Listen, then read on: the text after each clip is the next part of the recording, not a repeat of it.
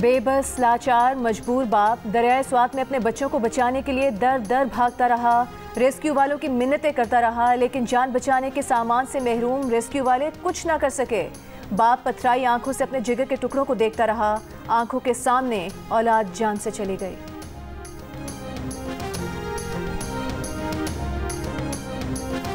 Commissioner Malakand की तहकीकाती report में इंकशाफ हुआ है कि सानिया स्वात से पहले दरिया का रुख मोड़ दिया गया था।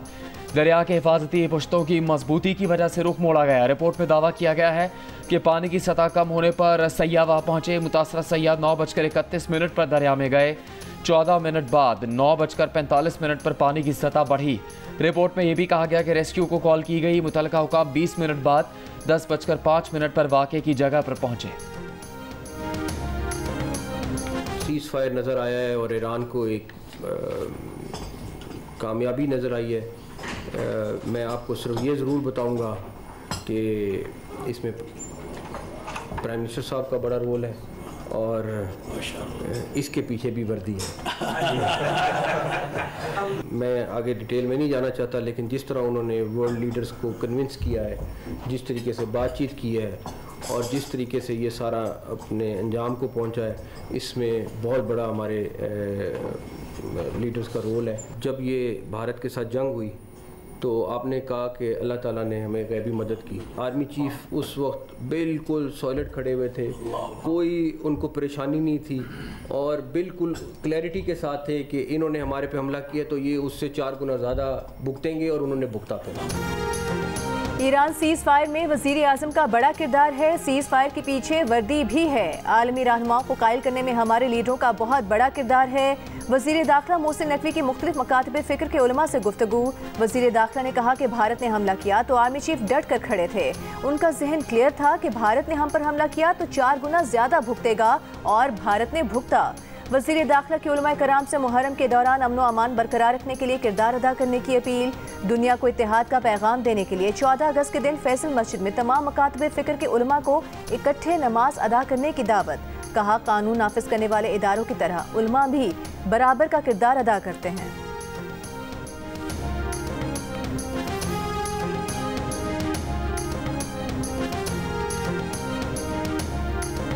स्पीकर कौमी असम्बली अयाज सादिक तनख्वाहों में इजाफे पर ख्वाजा आसिफ की तनकीद से नाराज़।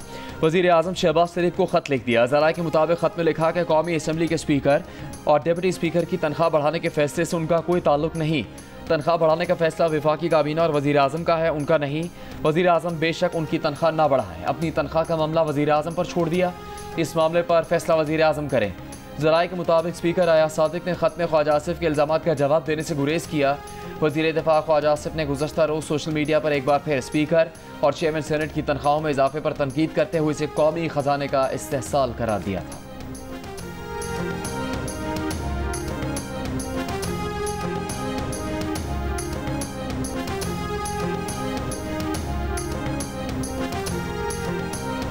गवर्नर खैबर पख्तूनख्वा फैसल करीम कुंडी ने KP असम्बली में तहरीक अदम एतमाद लाने का इशारा दे दिया। कहा, खैबर पख्तूनख्वा असम्बली में अपोजिशन के पास 52 या 54 अरकान हो चुके हैं।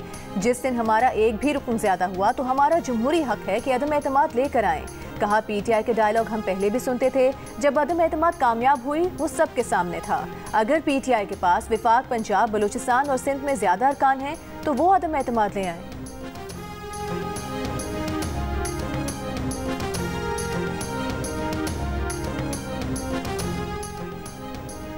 गवर्नर फैसल करीम कुंडी की इतनी हैसियत नहीं कि हुकूमत गिरा सके। वज़ीर आला खैबर पख्तूनख्वा अली अमीन की ललकार। मीडिया से गुफ्तगू में दावा भी किया कि फैसल करीम कुंडी तो काउंसलर की सीट तक नहीं जीत सकते। कोई ऐसा हरबा इस्तेमाल नहीं करेंगे जिससे खैबर पख्तूनख्वा किसी बहरान में चला जाए। गवर्नर खैबर पख्तूनख्वा की वज़ीर आज़म के साथ मुलाकात को साजिश से इबारत करना दुरुस्त नहीं। सेनेटर इरफान सिद्दीकी की जियो पाकिस्तान में गुफ्तगू। कहा, अदम एतमाद एक आइनी और कानूनी चीज़ है। फिलहाल ऐसी कोई तजवीज़ किसी आला सतह पर ज़ेर बहस नहीं। वज़ीर आज़म के मुशीर राना सनाउल्लाह ने कहा कि मौलाना फजल रहमान से खैबर पख्तूनख्वा हुकूमत गिराने के लिए हुकूमत ने कोई बात नहीं की। PTI की बात इस्टेब्लिशमेंट से हो सकती है तो कर लें। अवामी नेशनल पार्टी के सदर एमल वली खान ने भी सूबे में हुकूमत की तब्दीली की मुखालिफत कर दी। कहा, ANP हॉर्स ट्रेडिंग की हमेशा मुखालिफत करेगी। अवामी नेशनल पार्टी के तर्जुमान का कहना है कि गुज़श्ता रोज़ वज़ीर आज़म से एमल वली की मुलाकात में भी हुकूमत गिराने की बात नहीं हुई।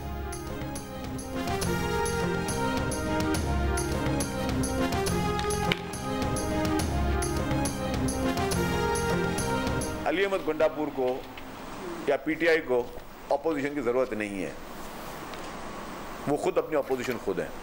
अगर आज भी पीटीआई के बानी जेल में है तो वो उस पीटीआई की वजह से ही जेल पर है, पीटीआई की सियासत की वजह से ही जेल में है। जो इन्होंने अपने सबने 1.5 इंच की मस्जिद बनाई और जो इन्होंने अपनी एक पॉलिटिक्स की हुई है, वो खुद अपने दुश्मन है।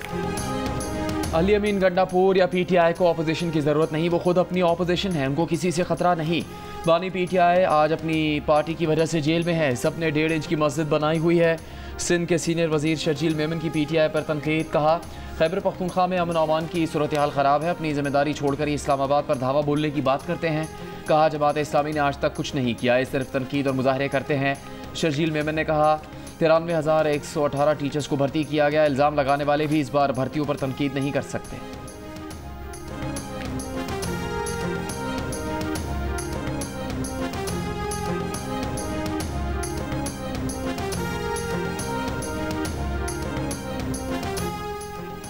तहरीक इंसाफ का नून लीग में शमूलियत इख्तियार करने वाले मुनहरिफ अरकान असम्बली के खिलाफ स्पीकर को रेफरेंस भेजने का फैसला। रहनुमा तहरीक इंसाफ असद कैसर का कहना है कि 26वीं आईनी तरमीम के मौके पर अरकान ने पीटीआई की पॉलिसी से इख्तिलाफ किया, 26वीं आईनी तरमीम में वोट दिया। पार्टी को कहा है कि 4 अरकान के खिलाफ नाअहली का रेफरेंस स्पीकर और इलेक्शन कमीशन को भिजवाया जाए। जल्द रेफरेंस स्पीकर को भेजा जाएगा, देखते हैं वो क्या कार्रवाई करते हैं। जिन अरकान ने नून लीग में शमूलियत इख्तियार की वो पीटीआई के टिकट पर जीते थे। 4 अरकान में चौधरी उस्मान अली, मुबारक ज़ेब, औरंगज़ेब खिची और ज़हूर कुरैशी शामिल हैं। ज़राए पीटीआई के मुताबिक मुबारक ज़ेब आज़ाद हैसियत में जीते और पीटीआई में शामिल नहीं हुए थे।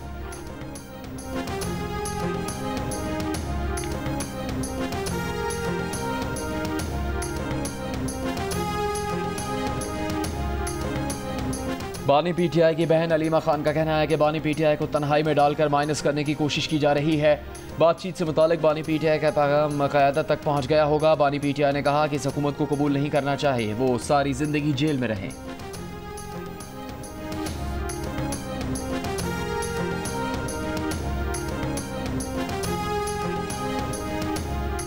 दरियाए स्वात में डूबकर लापता होने वाले लड़के की तलाश के लिए रेस्क्यू एंड सर्च ऑपरेशन 7वें रोज भी जारी। रेस्क्यू हुकाम के मुताबिक अब तक 12 अफराद की लाशें निकाली जा चुकी हैं।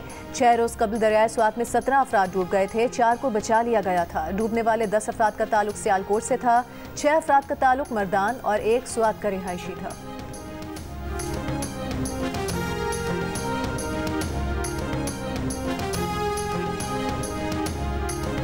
पेशावर हाईकोर्ट का सानिया स्वात में गफलत बरतने वालों के जल्द तयन का हुक्म, सयाहों को महफूज माहौल और सिक्योरिटी फराहम करने की हिदायत। सानिया स्वात की तहकीकात और दायरों को महफूज बनाने के लिए दरखास्तों पर समाअत के दौरान चीफ जस्टिस पेशावर हाईकोर्ट ने चेयरमैन इंस्पेक्शन टीम से सवाल किया कि क्या सानिया स्वात की तहकीकात मुकम्मल हो चुकी।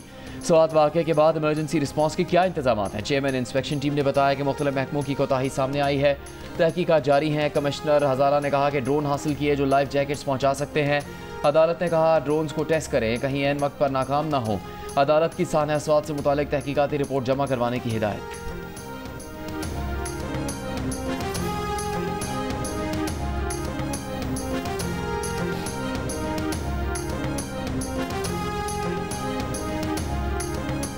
वज़ीर आज़म शहबाज शरीफ ECO सरबराही इजलास में शिरकत के लिए आज़रबाईजान पहुँच गए। वज़ीर आज़म इक़्तिसादी ताउन तंजीम के सरबराही इजलास से खिताब भी करेंगे। तर्जुमान दफ्तर खारिजा के मुताबिक इजलास का मौजू पायदार और मौसमियाती तौर पर मजबूत मुस्तकबिल के लिए नया ECO विजन है। वज़ीर आज़म इजलास में पाकिस्तान का मौक़िफ़, इलाकाई और आलमी चैलेंजेस पर राय पेश करेंगे। वज़ीर आज़म इजलास के मौके पर दीगर रहनुमाओं से 2 तरफ़ा मुलाकातें भी करेंगे।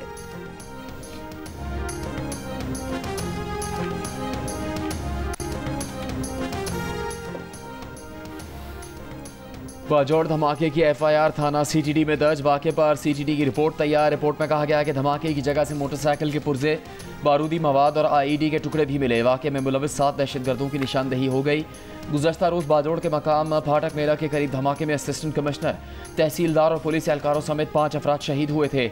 असिस्टेंट कमिश्नर टीम के हमरा तजावुज़ात के खिलाफ ऑपरेशन कर रहे थे। गवर्नर खैबर पख्तूनख्वा फैसल करीम कुंडी का लेडी रेडिंग अस्पताल का दौरा। बाजौड़ धमाके के ज़ख्मियों की अयादत की। ज़ख्मियों को इलाज की बेहतरीन सहूलियात फराहम करने की हिदायत।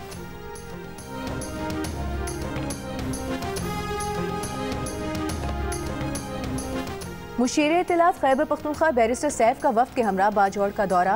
वफ्द ने दौरे के दौरान जिरगे के अरकान से भी मुलाकात की। बैरिस्टर सैफ ने कहा, अमनो अमान का क़याम सूबाई हुकूमत की अव्वलीन तरजीह है। मुल्क दुश्मन अनासर मुल्क में अफरा तफरी चाहते हैं। अवाम के ताउन के बगैर अमन कायम करना मुश्किल है।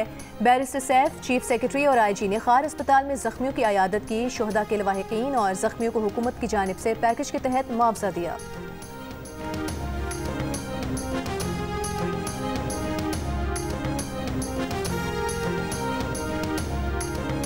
रहनुमा तहरीक इंसाफ असद कैसर की सऊदी सफ़ीर नवाफ बिन सईद अल मालकी से मुलाकात। दो तरफा ताल्लुकात, खत्ते की मजमूई सूरत हाल और बाहमी दिलचस्पी के उमूर पर तबादला ख्याल। असद कैसर ने कहा, पाकिस्तान सऊदी अरब के साथ अपने देरीना बिरादराना ताल्लुकात को कदर की निगाह से देखता है। सऊदी सफ़ीर ने कहा, सऊदी अरब पाकिस्तान को एक मुस्तहकम, खुशहाल और तरक्की याफ्ता मुल्क देखने का ख्वाहां है।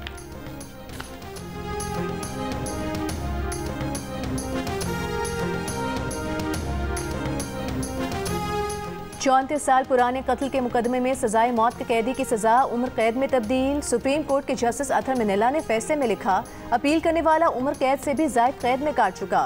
1991 में अपील कुनंदा कम उम्र था, उसका माजी का क्रिमिनल रिकॉर्ड नहीं मिलता।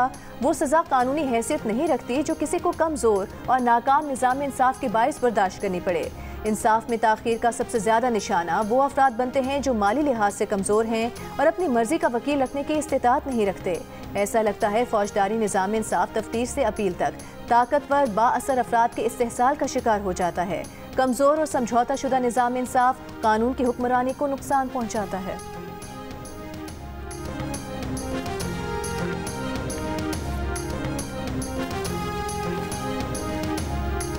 तनख्वाहदार तबके ने एक्सपोर्टर्स और रिटेलर्स के मुकाबले में दुगना 545 अरब रुपए का तारीखी टैक्स जमा करवाया। जंग और दी न्यूज़ में शाह मेहताब हैदर की रिपोर्ट के मुताबिक FBR के आदाद-ओ-शुमार से जाहिर होता है कि गुज़श्ता माली साल के दौरान एक्सपोर्टर्स से सिर्फ 180 अरब और ताजरों से 62 अरब रुपए की वसूली की गई। तनख्वाहदार तबके की इनकम टैक्स में शराकत एक्सपोर्टर्स से 300% और ताजरों से 500% ज़्यादा रही। आला हुकाम के मुताबिक माली साल 2023-24 में तनख्वाहदार तबके ने 367 अरब रुपए टैक्स दिया था, जबकि 2024-25 में रकम बढ़कर 545 अरब रुपए हो गई। रिपोर्ट के मुताबिक ताजरों के लिए मुतारिफ करवाई गई ताजिर 2 स्कीम गुज़श्ता माली साल में नाकाम रही और ताजिर इसमें शामिल नहीं हुए। FBR का कहना है कि टैक्स न देने वाले ताजिरों के खिलाफ सख्त इकदाम के नताइज सामने आएंगे।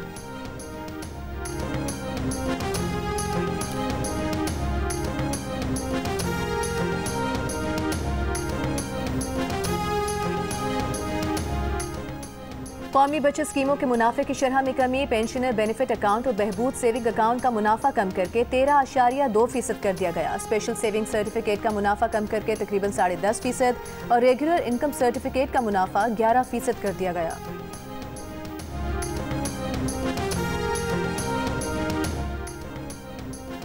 वज़ीर आज़म शहबाज शरीफ ने मईशत में शफाफत के लिए डिजिटल ट्रांजैक्शन सिस्टम को नागुज़ीर करार दे दिया। डिजिटल मईशत से मुताल्लिक़ इजलास में कहा, कैशलेस इकॉनमी से मुताल्लिक़ कमेटियाँ शराकतदारों से मिलकर काबिल अमल तजावीज़ दें। शहरियों और कारोबारी इदारों के दरमियान अदायगियों को आसान बनाना ज़रूरत है। इजलास में वज़ीर आज़म को मईशत की डिजिटाइजेशन पर ब्रीफिंग दी गई। बताया गया कि डिजिटल अदायगियों के लिए मोबाइल फ़ोन एप्लीकेशन इस्तेमाल करने वालों की तादाद 9.5 करोड़ से 12 करोड़, जबकि QR कोड इस्तेमाल करने वाले ताजिरों की तादाद 9 लाख से 20 लाख तक ले जाने का हदफ है।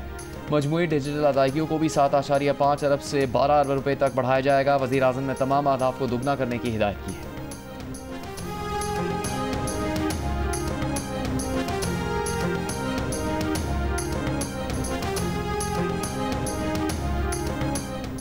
दुश्मन को मौत से जवाब देने पर पार्लिमानी और कौमी क़यादत का खिराज तहसीन नाकाबिल फरामोश है। सरबरा पाक फ़ज़ाइया air chief marshal Zaheer Ahmed Babar Sidhu का स्पीकर अयाज सादिक के नाम इजहार तशक्कुर का ख़त।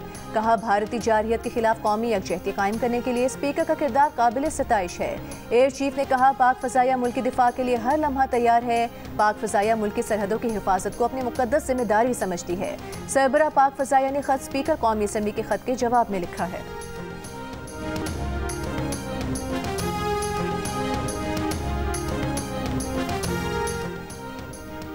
Chairman joint chiefs of staff committee general Sahir Shamshad से जनूबी अफ्रीका के चीफ ऑफ एयर फोर्स की मुलाकात। बाहमी दिलचस्पी और 2 तरफा ताउन पर तबादला ख्याल। दोनों मुल्कों की अफवाज के दरमियान राबतों को बढ़ाने के अमली इक़दाम पर बातचीत। ISPR के मुताबिक मुलाकात में वसी तर जियो स्ट्रेटेजिक सूरत हाल पर भी ख्यालात का तबादला हुआ। मुअज़्ज़िज़ मेहमान ने पाक फ़ौज की पेशा वराना सलाहियतों को सराहा। दहशतगर्दी के खिलाफ जंग में पाक फ़ौज की कुर्बानियों को तस्लीम किया।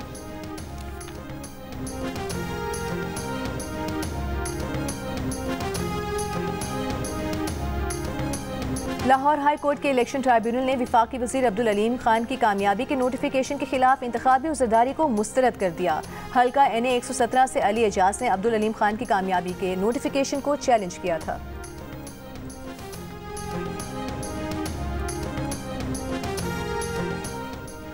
ईरान में मुकीम अफगान बाशिंदों की मुल्क बदरी में तेज़ी आ गई। सिर्फ पिछले माह जून में 2.25 लाख से ज़्यादा अफगानी ईरान बदर कर दिए गए। अफगानियों का कहना है कि इसराइल के साथ 12 रोज़ा जंग के बाद ईरान से अफगानों को निकाले जाने का अमल तेज़ हो गया। वो समझते हैं कि अब ईरान में अफगानों का मुस्तकबिल तारीख है। मीडिया के बाज़ खबरों के मुताबिक अब ईरान में अफगान शहरियों पर इसराइली जासूस होने का लेबल लगने लगा है। उनकी बाज़ारों सड़कों पर तौहीन की जाने लगी है। ईरान में तकरीबन 60 लाख अफगान बाशिंदे रहते हैं। ईरानी वज़ीर दाखिला सिकंदर मोमिनी के मुताबिक ईरान इतने गैर मुल्कियों का मुतहम्मिल नहीं हो सकता। उन्होंने कहा कि पिछले 2-3 बरसों में जो अफगान बाशिंदे ईरान आए हैं वो किसी ख़ास मकसद के तहत ईरान में दाखिल हुए।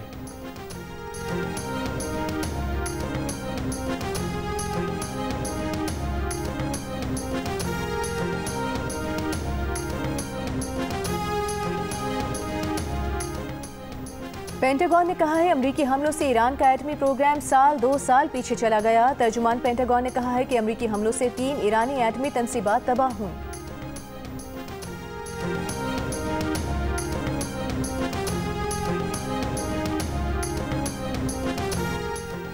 अमेरिका आने वालों के लिए नई वार्निंग। वीज़ा और ग्रीन कार्ड मनसूखी का नया कानून नाफिज। महकमा इमिग्रेशन ने कहा कि दहशतगर्दी, तशद्दुद की तरगीब या ऐसी सरगर्मी पर अमेरिका में रहने नहीं दिया जाएगा। कानून तोड़ने वालों के ग्रीन कार्ड और वीज़ा मनसूख होंगे। व्हाइट हाउस के मुताबिक अमेरिका में गैर कानूनी तौर पर रहने वाला हर शख्स मुजरिम है। अमेरिकी वज़ीर ख़ारजा कह चुके कोई तालिब इल्म सिर्फ मुजाहिरों में शिरकत या अफरा तफरी फैलाने आता है तो वीज़ा नहीं देंगे।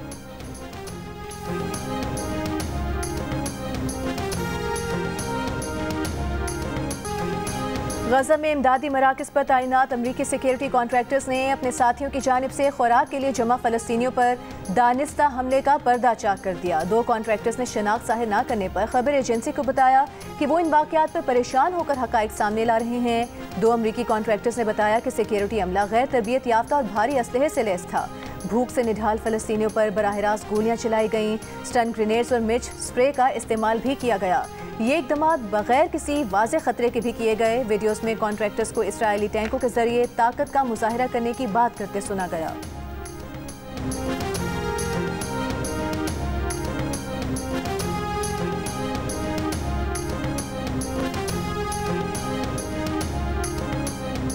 मसनूई हाथ बनाने वाली पाकिस्तानी कंपनी ने गजा में जंग से मुतासरा बच्ची सिद्रा को मसनूई बाजू लगा दिया। कंपनी का कहना है कि ये इकदाम उर्दन में कंपनी की सरकारी शराकतदार के ताउन से मुमकिन हुआ। ये उस मिशन का आगाज़ है जिसका मकसद गजा में माजूर अफराद की मदद करना है। जंगज़दा इलाके में आवाम की मदद की कोशिश कर रहे हैं।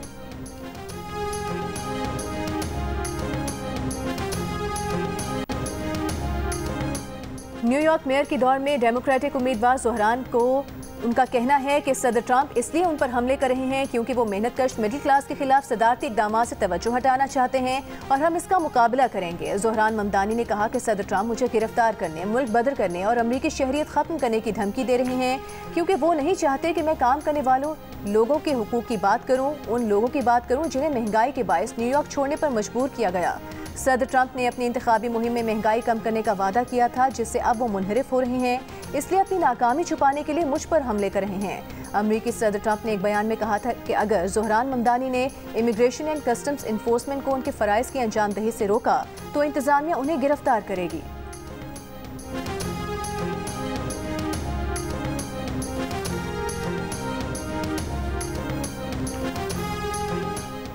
कराची के जिना अस्पताल में लाइफ सेविंग अद्वियात का बहरान। अस्पताल ज़राए के मुताबिक अहम इंजेक्शन ख़त्म होने पर जिना अस्पताल में कई ऑपरेशन मुलतवी। अस्पताल में एंडोस्कोपी के लिए दरकार इंजेक्शन और विटामिन का स्टॉक ख़त्म। इंसुलिन, सिरिंजेस और कैनुला तक दस्तियाब नहीं। अस्पताल इंतज़ामिया का कहना है कि ऑपरेशन मुलतवी नहीं हुए, अद्वियात मौजूद हैं। मज़ीद अद्वियात की फराहमी नए माली साल के बजट के बाद मुमकिन होगी।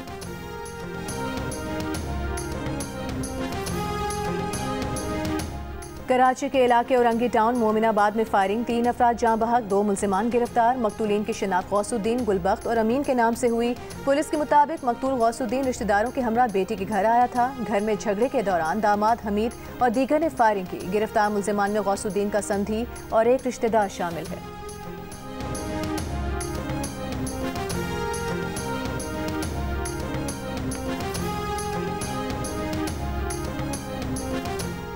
इस्लामाबाद में मोटरसाइकिल पर बैठे दोनों अफराद के लिए हेलमेट पहनना लाजमी करार देने का फैसला। फैसले का इतलाक 2 हफ्ते की आगाही मुहिम के बाद होगा। चीफ ट्रैफिक ऑफिसर के मुताबिक 2 हफ्तों बाद मोटरसाइकिल पर दोनों सवार के हेलमेट ना पहनने पर जुर्माना होगा।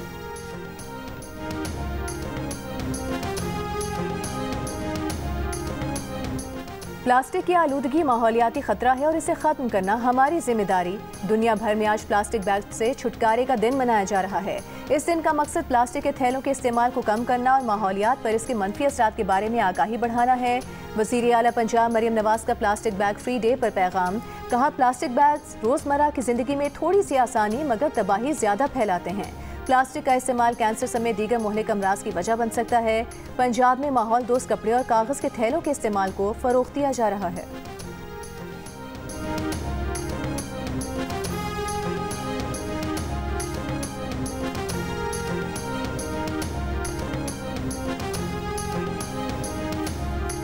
रावलपिंडी पुलिस ने फ़ोन कॉल पर निस्वार चोरी का मुकदमा दर्ज कर लिया। फ़ोन करने वाले ने 300 रुपए की 10 पैकेट निस्वार चोरी होने की शिकायत की।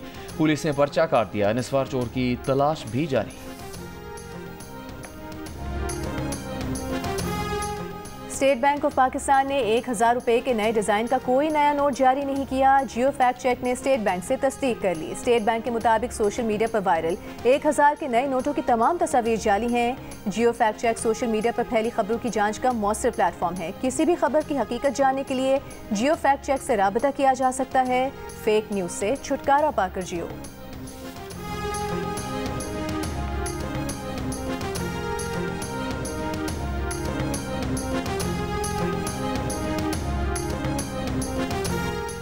इंडोनेशिया में बाली जजीरे के करीब फेरी डूबने से 4 अफराद हलाक और 30 लापता हो गए, जबकि 31 अफराद को बचा लिया गया है।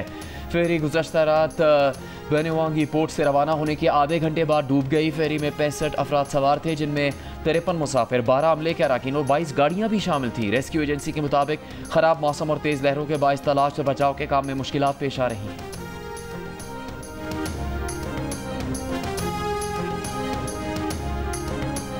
अगले माह भारत में होने वाले एशिया कप हॉकी टूर्नामेंट के लिए भारतीय वजारत दाखिला और वजारत खारिजा ने पाकिस्तान टीम को क्लियरेंस दे दी। भारतीय मीडिया के मुताबिक वजारत खेल का कहना है कि वो इंटरनेशनल टूर्नामेंट्स में पाक भारत मुकाबलों के खिलाफ नहीं, बैनुल-अक़वामी मुकाबलों का तकाजा है कि हम इन मैचेस से पीछे नहीं हट सकते। पाकिस्तान हॉकी टीम को एशिया कप में शिरकत से नहीं रोकेंगे। एशिया कप हॉकी 27 अगस्त से 7 सितंबर तक राजगीर, बिहार में खेला जाएगा।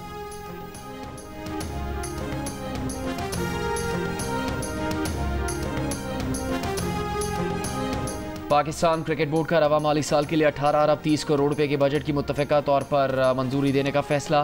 क्रिकेट के फ़रोग में बेहतरीन कारकर्दगी दिखाने वाले रीजन की हर साल भरपूर हौसला अफजाई की जाएगी।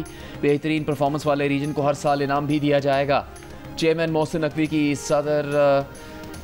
सदारत में PCB गवर्निंग बोर्ड का 78वां इजलास नेशनल क्रिकेट अकेडमी में हुआ। ज़हीर अब्बास, सज्जाद अली खोकर, ज़फ़रुल्लाह, तारिक सरवर समेत दीगर अरकान की शिरकत। इजलास का माली साल 2024 और 25 के बजट के इस्तेमाल पर इत्मीनान का इजहार।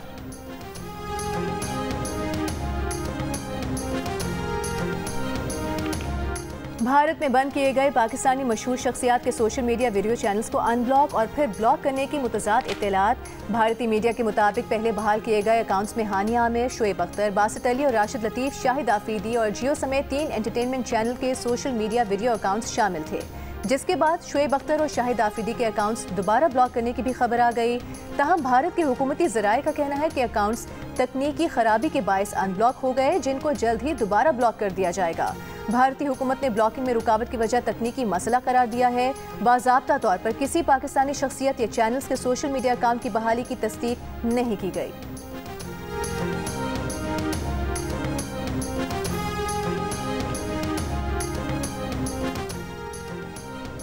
तीन यूरोपियन कोपहमाओं ने नांगा पर्वत सर करके नई तारीख रकम कर ली। इन तीनों ने अल्पाइन स्टाइल में नांगा पर्वत को सर किया और इंतहाई शानदार अंदाज से इस खतरनाक पहाड़ से नीचे उतरे। जर्मन कोपहमा डेविड गोटलर पैराग्लाइडिंग करके नीचे उतरे। बकिया 2 फ्रांसीसी कोपहमा किलर पहाड़ के नाम से जाने वाली नांगा पर्वत से स्कीइंग करके नीचे आए। नांगा पर्वत से पैराग्लाइडिंग और स्कीइंग करके नीचे आने का यह पहला मौका है। इन तीनों ने 21 से 24 जून के दरमियान ये पहाड़ सर किया।